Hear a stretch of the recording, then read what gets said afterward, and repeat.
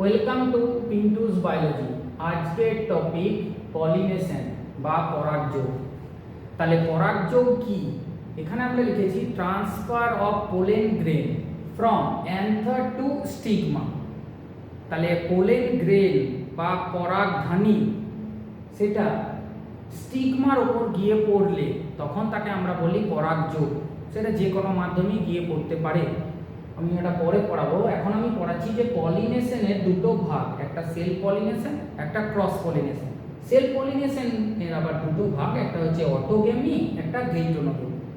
অটোগেমি কি? অটোগেমি হচ্ছে একই গাছের একই ফুলের অ্যান্থার যদি সেই ফুলেরই স্টিগমার উপর গিয়ে পড়ে তখন আমরা তাকে বলি অটোগেমি। গেইটোনোগেমি, গেইটোনোগেমি হচ্ছে একই গাছের দুটো ফুল, তার মানে আমি দেখাচ্ছি এটা একটা ফুল, এটা একটা ফুল।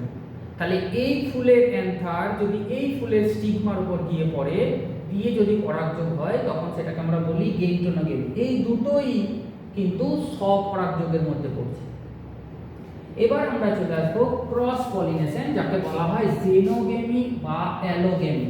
এটা কি? এটা হচ্ছে একই স্পিসিসের দুটো আলাদা আলাদা গাছ এবং একটা ফুলের অ্যান্থার যদি অন্য গাছের অন্য ফুলের স্টিগমার উপর গিয়ে পড়ে তখন আমরা সেটাকে বলছি জেনোগেমি বা অ্যালোগেমি।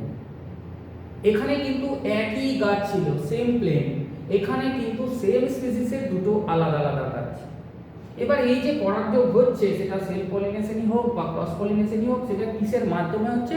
কিছু এজেন্সির মাধ্যমে, যেগুলো আমরা এখানে লিখেছি। যদি এয়ার দিয়ে মানে বাতাস দিয়ে হয় তাহলে সেটা অ্যানিমোফিলি, যদি ওয়াটার মানে জল দিয়ে হয় তাহলে হাইড্রোফিলি, ইনসেক্টস বা পতঙ্গ দিয়ে হলে এন্টোমোফিলি, বার্ডস দিয়ে হলে অর্নিথোফিলি, অ্যানিমালস দিয়ে হলে জুফিলি, যদি ব্যাটস দিয়ে হয় কাইরেন্টেরোফিলি, যদি অ্যান্টস দিয়ে হয় মিমিকোফিলি, আর যদি স্নেলস মানে শামুক দিয়ে হয় তাহলে হচ্ছে ম্যালাপোফিলি। থ্যাংক ইউ, ভালো থাকুন, সুস্থ থাকুন, কমেন্ট করুন পলিনেশন।